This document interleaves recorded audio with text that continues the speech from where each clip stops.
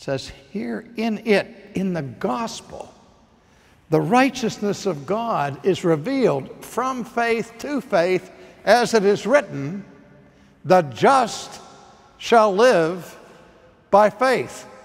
A verse taken from the book of Habakkuk in the Old Testament that is cited 3 times in the New Testament. As Luther was stopped short, he said, what does this mean?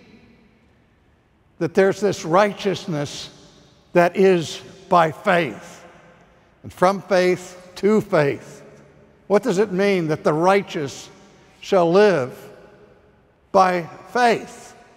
Which again, as I said, was the thematic verse for the whole exposition of the gospel that Paul sets forth here in the book of Romans. And so the lights came on for Luther, and he began to understand that what Paul was speaking of here was a righteousness that God in His grace was making available to those who would receive it passively, not those who would achieve it actively, but that would receive it by faith, and by which a person could be reconciled to a holy and righteous God.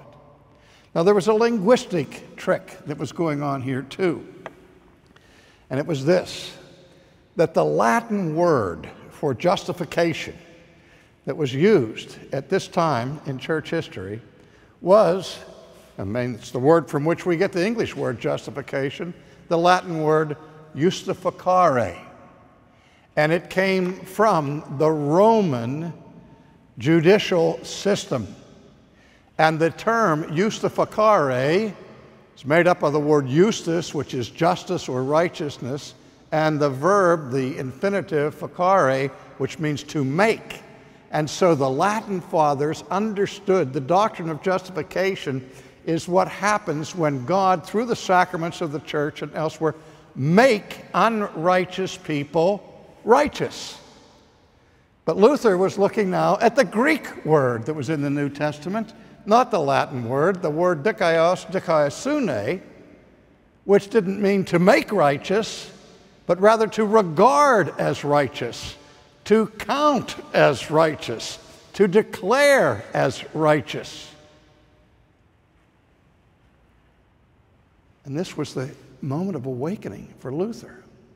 He said, you mean here Paul is not talking about the righteousness by which God Himself is righteous, but a righteousness that God gives freely by His grace to people who don't have righteousness of their own. And so Luther said, whoa, you mean the righteousness by which I will be saved is not mine? It's what he called a justitia alienum, an alien righteousness, a righteousness that belongs properly to somebody else. It's a righteousness that is extra nos, outside of us, namely the righteousness of Christ. And Luther said, when I discovered that, he said, I was born again of the Holy Ghost. And the doors of paradise swung open, and I walked through.